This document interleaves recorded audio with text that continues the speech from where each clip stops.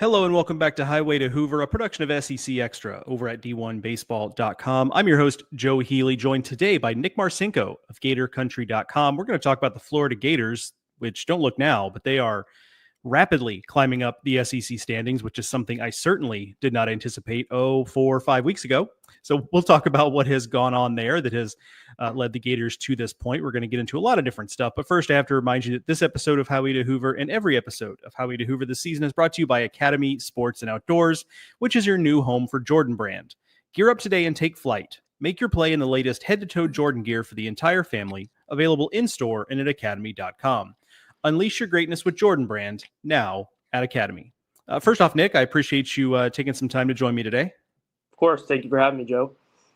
Maybe it was a little bit for the better that, Gator men's basketball won the national title and had people distracted early in the season while the baseball Gators were really scuffling on the diamond. But obviously that has turned around very quickly. So from 1-11 to 11-13 now in the league, as hot as anybody.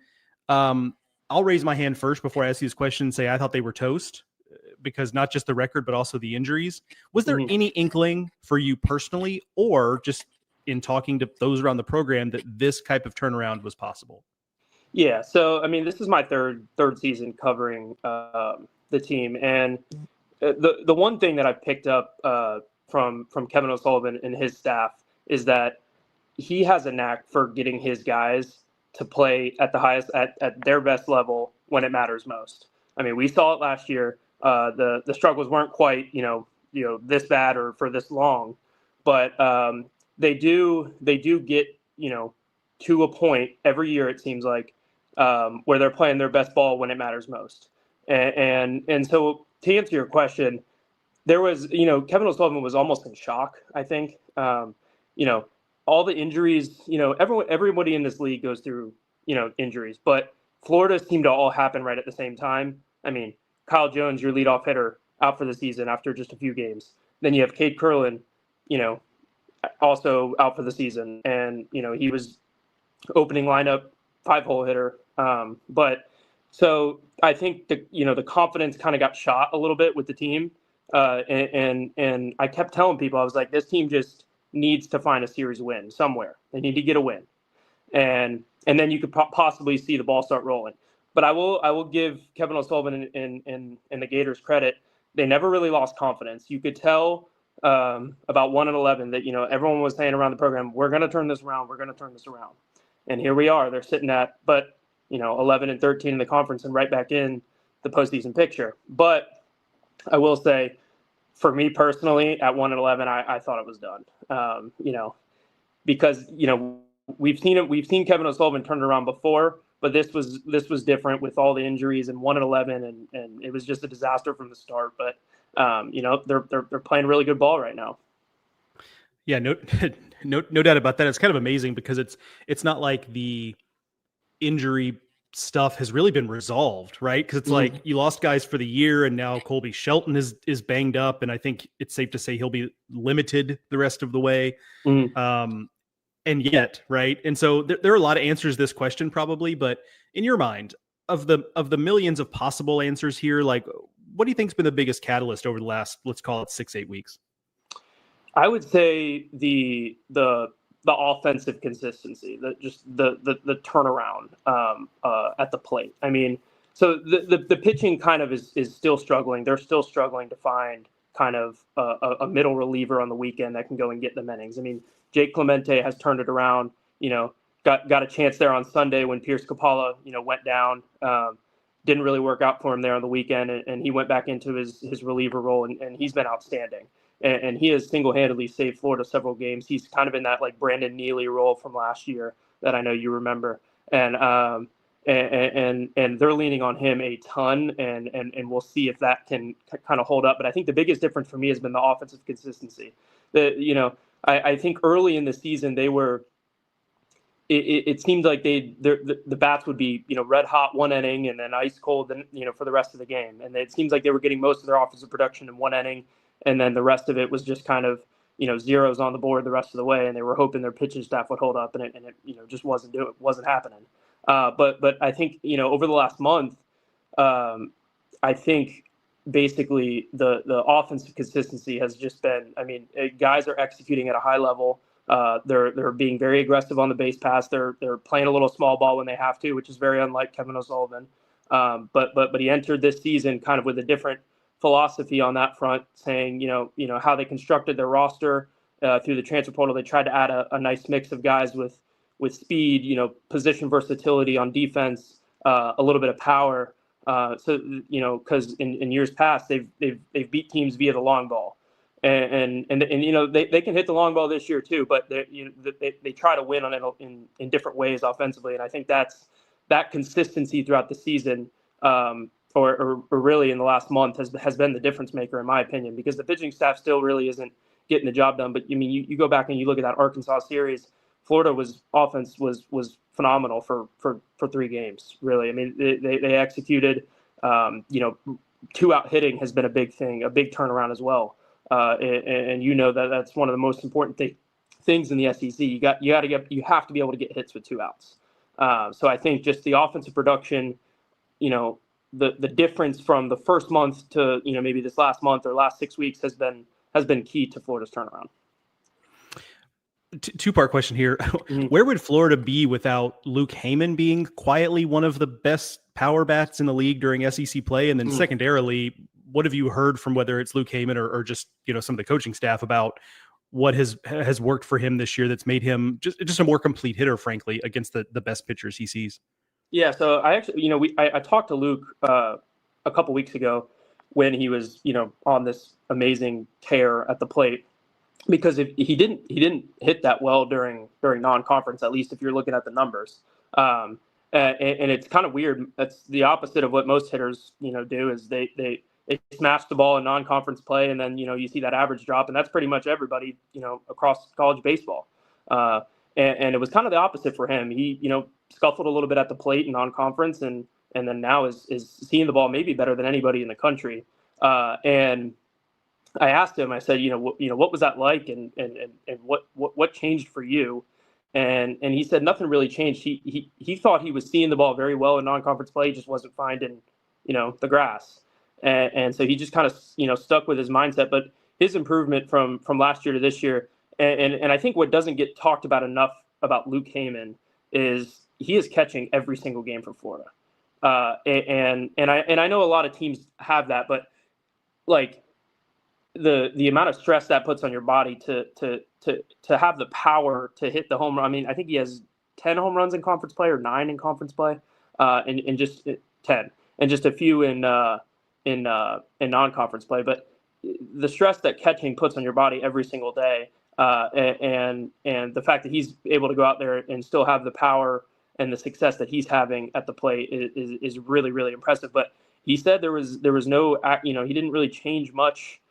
Just kind of stuck with his mindset, and he's improved a lot defensively too, which has really helped the Gators this year, I think. And they started the season, kind of rotating Brody Donay in there, and he'll occasionally go in there for a midweek game or whatever it is. But he's, Luke's crushing it at the plate, and he is as important to this Florida Gators team right now as anybody. Yeah, and that's an interesting point you make about him catching every day too. That is something I hadn't thought about, because there is the physical component of it, but also. Like, yes, he's improved defensively, but he's not Pudge Rodriguez, right? So so it is kind of taxing for him though too, because it is it's something that he's still having to work on, and it's not perfect, and so he probably has to work harder at it than somebody who's just a real natural defender. So it's a good point, because it's not like it's totally a natural thing for him, right? And it's also the mental side of things too, right? Like if you're struggling at the plate, well, you still have to go out there the next half inning, and you have a job to do as a catcher, and it's more than just catching the ball and throwing it back to the pitcher, right? It's a lot of work and a lot of detail that goes into catching. So he has to be able to have a strong mental game as well, and I think that's probably an area he's really improved in as well. Yeah, you don't have the luxury of, like, you ever see like an outfielder takes a bad at bat, and the next half inning you see him in the outfield like mimicking the swing, just to kind of get it. Like, Luke Heyman cannot do that when he's standing crouching behind the plate. He's got to be dialed in from start to finish. Yeah. Real quick, because I just kind of glossed over it, but you're on the ground there and I'm not, so I just want to make sure. Like, Is the feeling on the Colby Shelton injury like he'll be back, but it might be kind of a DH thing, maybe not play in the field as much? Like, just kind of what's the official word here on the Colby Shelton situation? Yeah, so originally they thought that the fielding wasn't going to be the issue, and that it was going to be the hitting part was the primary issue, because he actually tried to play through this injury for a game, but you could tell both in the field and at the plate he was not comfortable. I mean, you could see him grimacing when he was swinging, and he was just not making the kind of, I won't call him routine, but not making the plays in the field that he normally would make. You could tell his confidence was just a little bit off. And so basically his injury is a hamate injury, and they took the bone out. And so basically they're just waiting for that incision to heal. And the timeline for that is different for everybody. It could be they're saying 2 to 3 weeks, but it's largely to be determined right now. Obviously, Shelton himself is optimistic that he'll be back for postseason play. Shall Florida make it? But yeah, I mean, it's a waiting game right now. They're just waiting for that incision to heal, and like I said, it's a different timeline for everybody. So it's still largely to be determined. But I think you're probably spot on. I think. My guess is because I mean it's his right hand, it's his throwing hand. I can't imagine he'll be as comfortable as he might have been before in the field. But like I said, it's largely to be determined. And look, they've moved Bobby Bozer over there, and he's a really, really good athlete himself. He made a catch last night against USF that he ran about what had to have been 100 feet into left field to catch a ball, because Blake Sear didn't see it off the bat. And so that's the kind of athleticism he provides. So, I mean, Florida at this point just needs his bat in the lineup. That they have enough position versatility. Like I said, that's one of the things they addressed in the transfer portal this year. They wanted guys that can play multiple positions in case of injuries like this. And so they moved Brendan Lawson over to third, and he's done an okay job, and Bozer to short. So they have the pieces defensively to figure it out. Obviously they just want his bat back in the lineup. Is there anyone that stands out on the position player side that has really done a nice job taking advantage of some of these opportunities that the injuries have created? Because there's some guys that are pretty regularly in the lineup now that were probably not part of the original plan.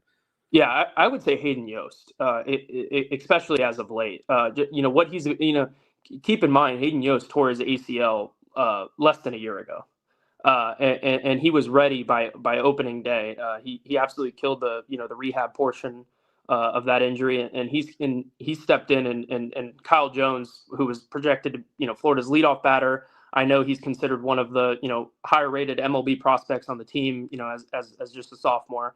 And he obviously went down with his injury, and Hayden Yost got his chance, and he stepped in and done a really nice job, both at the plate and defensively, especially as of late. I mean, he's coming off SEC Player of the Week for his monster performance against South Carolina, where it just seemed like he was being productive every single at bat, whether it was a sac fly or a double, and he also hit 2 home runs.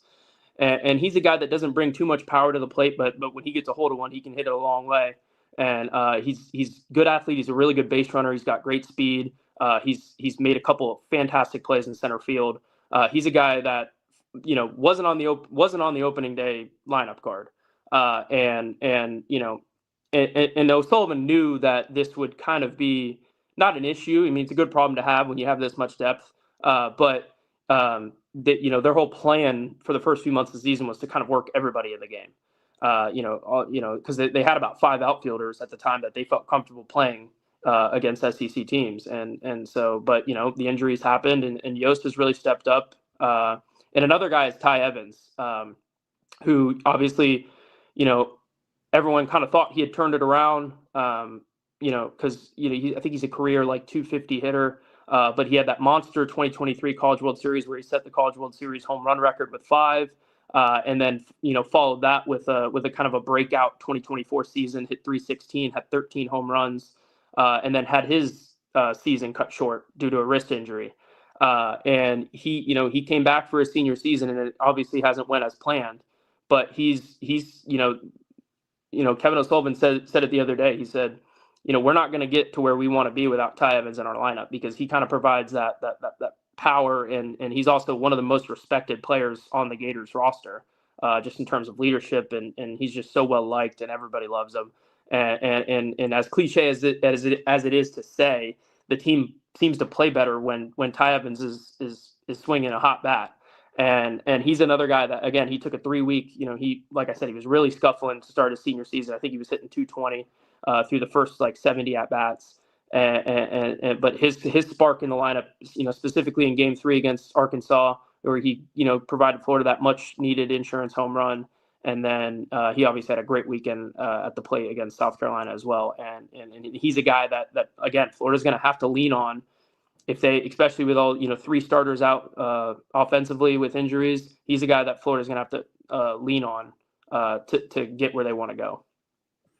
Let's flip to the mound now. Real quick, though, before we get to talking about the mound, I have to give a shout out to one of our other sponsors here on the show, and that's Tecovas Boots.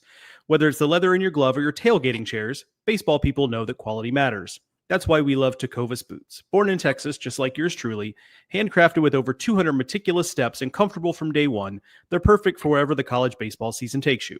From road trips to rivalry games, post-game celebrations, or just everyday wear, Tecovas boots are made to go the distance. Find your perfect pair today at Tecovas. My first question on the mound, Nick, is how much, whether in reality or just in perception, maybe for you, does it feel like the success of the pitching staff on a weekend-to-weekend basis is based on what they get from Liam Peterson in Game 1? Yeah, it honestly means everything. With Florida's current bullpen, they've had some just unfortunate luck with Frank Menendez, who was Florida's primary left-hander out of the bullpen. I mean, and really the only experienced left-hander out of the bullpen being out for the season, and just some guys not pitching very well right now. Liam Peterson's start on Friday night means everything. And Kevin O'Sullivan emphasizes this all the time.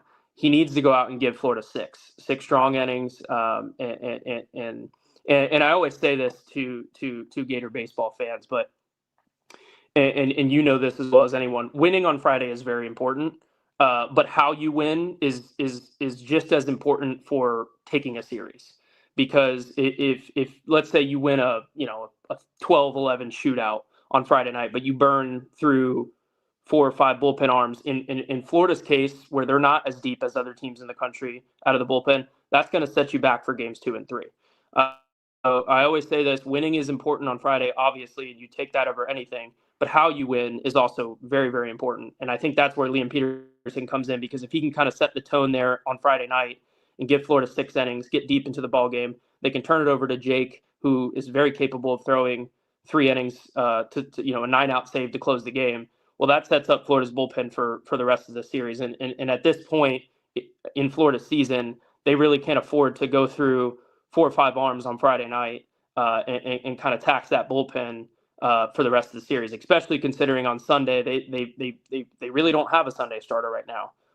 And they've kind of just done it, a committee approach on Sunday. And I think they're hopeful that Pierce Capalla can get back in time, but he's on a very limited pitch count right now. I think they're probably hopeful he can get 2 to 3 innings next week, but again, it's largely to be determined with him.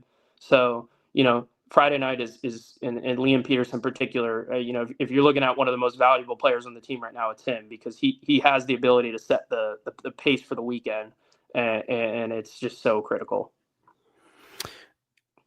That's a good segue, because I remember last year with Liam Peterson that, it was a rough start for him as a freshman, and then he started to figure some things out. But then, SEC tournament, regionals, super regionals, just felt like he was a little out of gas, right? I was there in Clemson. It did not go well in that super regional start. How does Florida feel about how Aiden King will kind of handle that, kind of frankly a similar situation where they're going to be asking him to throw a lot more innings than he ever threw as a high schooler? And but how do you think he's going to handle that? How are they managing it? Like just all that kind of stuff around Aiden King. Yeah, so Aiden King is a special freshman, because when I look at him and the differences that I see, the key differences that I see from Liam Peterson's freshman year and Aiden King's freshman year is their kind of mental maturity on the mound, I guess is the best way to put it. King is his mound presence. You just don't see it very much from a true freshman. And like you said, he's been thrown into just absolutely, and they thought Aiden King was really good, obviously coming out of high school, but he's pitching in these high leverage, Friday, Saturday night games against SEC teams as a true freshman. And I would just say the way he's handling himself on the mound, because, we saw it from Liam Peterson last year where, a couple of bad things happen, a couple of bad breaks happen, and it kind of just slips away from you. And your command starts to slip and you just kind of start to get frustrated with yourself and you just lose it. Well, that's the jump Liam Peterson has made in year 2. He's no longer doing that anymore. And he's been very open about that in press conferences. His maturity has increased so much.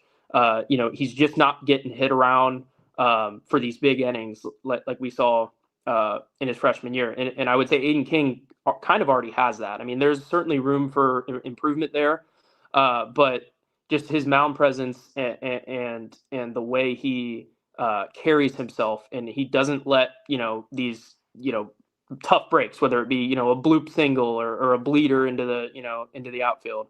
He doesn't let those things kind of shake him, and I think that's what's really encouraging with his career.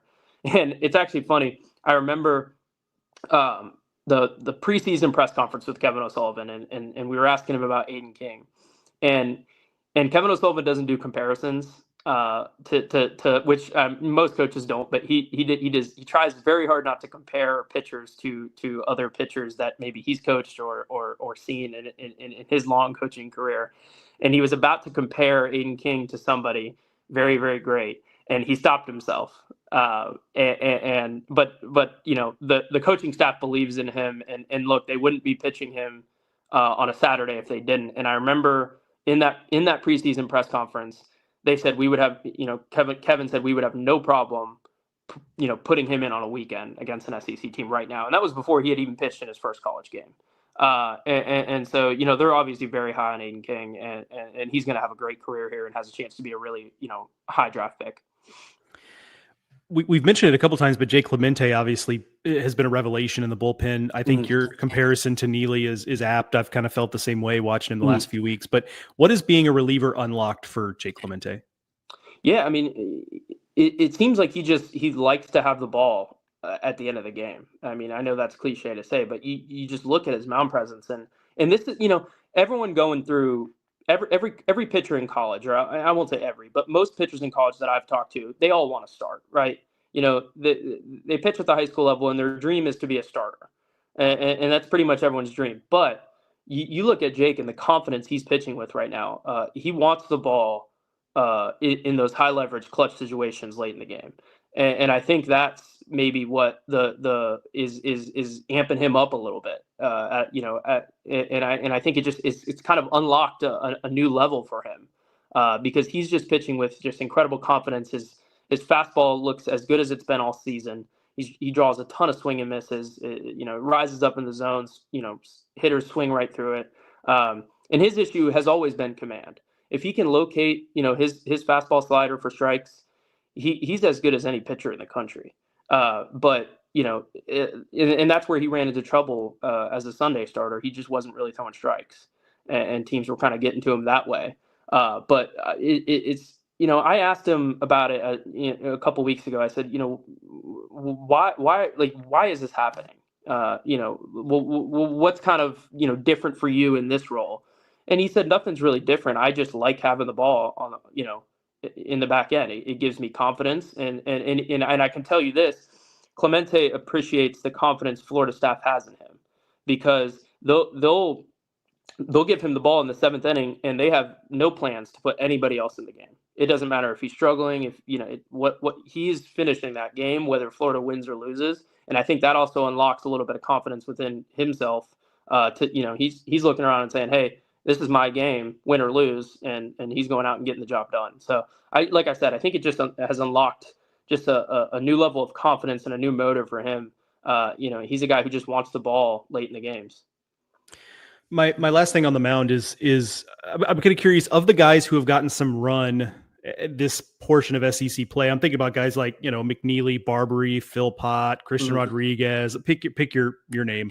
Is there anybody that maybe the numbers don't show up, but you feel like is trending the right way, where there's hope that, hey, in June this could maybe be a guy out of the bullpen that we trust to get some crucial outs? Yeah, I would say Christian Rodriguez is a guy that I would look into, because he is a guy who was probably one of Florida's most highly touted prospects out of high school in program history. I mean, he was incredible, and unfortunately, he got to campus and got injured and missed his entire freshman year. And he's a guy that obviously struggled a little bit out of the gate this season as a redshirt freshman. But if you look at his last 5 or 6 appearances, he's been really good. He pitched last night against USF, and I think he walked 1 and struck out 1. And he's a guy that has an absolutely devastating changeup that just draws a ton of swing and misses. And when he's locating that low in the zone, the hitters swing right through it. And so he's a guy that, again, hasn't had a lot of work this season. But as you know, Joe, in order to make a run in the NCAA tournament, you need production from guys maybe that weren't all that productive or haven't pitched all that much in the season. And I think that's kind of the X factor for Florida moving forward, in my opinion. And so I'm glad you brought this up, because, we saw it last year and actually Jake Clemente was one of those guys who was kind of struggling in the regular season and ended up catching fire in the tournament. And he was another, arm Florida could go to at the back end and kind of finish the game. And so Florida needs to find, I would say, 2 more guys that can do that. You're looking at Luke McNeely, who's got, incredible stuff, but just kind of has been inconsistent this year. Same thing with Alex Philpott. Those 2 guys with Christian Rodriguez, somebody in this bullpen, it could be Jackson Barberry, somebody in this bullpen has got to step up and just kind of find their rhythm if Florida wants to make a run, because you're not going to make a run with just Jake Clemente out of the bullpen. He's at some point that's going to cost them. And look, they don't want to go to Jake Clemente in the 7th inning every game. They would prefer not to, but that's kind of just where they are right now, having to lean on him as much as they are.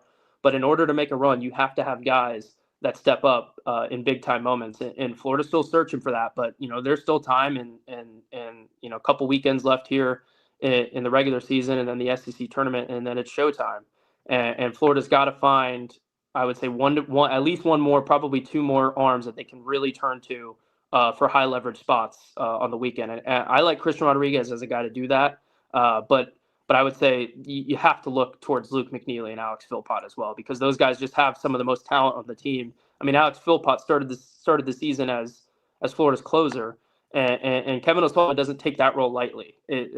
Just because you're a closer on Florida's team doesn't mean you're the 4th best pitcher or whatever. Kevin O'Sullivan believes that the closer role is just as important as any other role on the team, whether that be Friday, Saturday, or Sunday. And we saw that with Brandon Neely last year, who was obviously one of Florida's more talented pitchers, and he's pitching at the end of the bullpen. So like I said, guys have to step up in order to make a run, and I'm looking at Christian Rodriguez as being a guy who could do that just because of his recent success. I mean, I think he's on 5 straight appearances scoreless. But Luke McNeely and Alex Philpott, those guys have to step up and give them big time innings. Yeah, and certainly no time like the present. Texas this weekend for Florida. Yeah. They finished with Alabama at home, which is obviously more doable. But Florida has to find 2 or 3 more wins the rest of the way to feel pretty good going to Hoover about its postseason chances. And so that's going to be on the task list for Kevin O'Sullivan and his staff the next couple of weeks. Finding some other folks they can trust when you get down to it. Nick, I appreciate you joining me today, kind of giving us a window into the Gators and what has gone right for them the last few months. And I appreciate your time, and we'll see you again down the road. Thanks for having me on, Joe. That's going to do it for this edition of Highway to Hoover, a production of SEC Extra over at D1Baseball.com. Want to thank our sponsors, Academy Sports and Outdoors and Tecovas Boots. Want to also thank Nick for joining us one more time again. And then I want to thank you, the listeners, for listening. We'll talk to y'all soon.